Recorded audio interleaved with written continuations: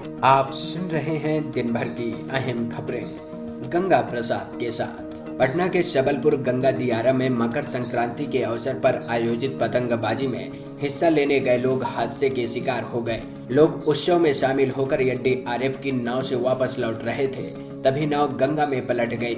हादसे में 21 लोगों की डूबने से मौत हो गई।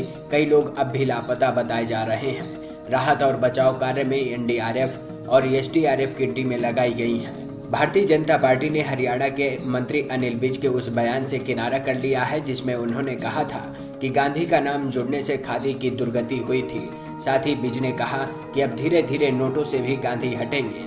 बवाल बढ़ने के बाद विज ने ट्वीट कर कहा कि मेरा निजी बयान है। अनिल विज के इस बयान पर कांग्रेस उपाध्यक्ष राहुल गांधी ने ट्वीट कर कहा कि हिटलर और मुसोलिनी भी बहुत शक्तिशाली ब्रांड थे।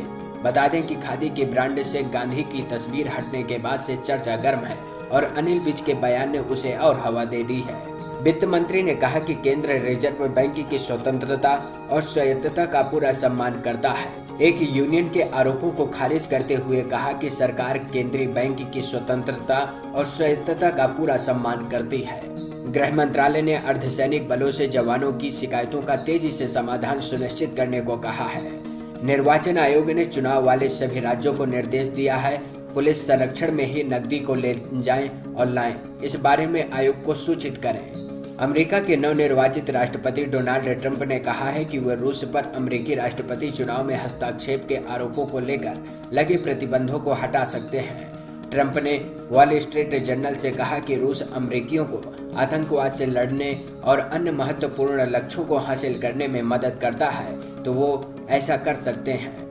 पश्चिमी अफ्रीका के नेताओं ने गाम्बिया के राष्ट्रपति याह्या जमेह से मुलाकात कर उन्हें सत्ता छोड़ने के लिए मनाने की अंतिम कोशिशें की। याह्या जमेह बीते महीने चुनाव में हार गए थे।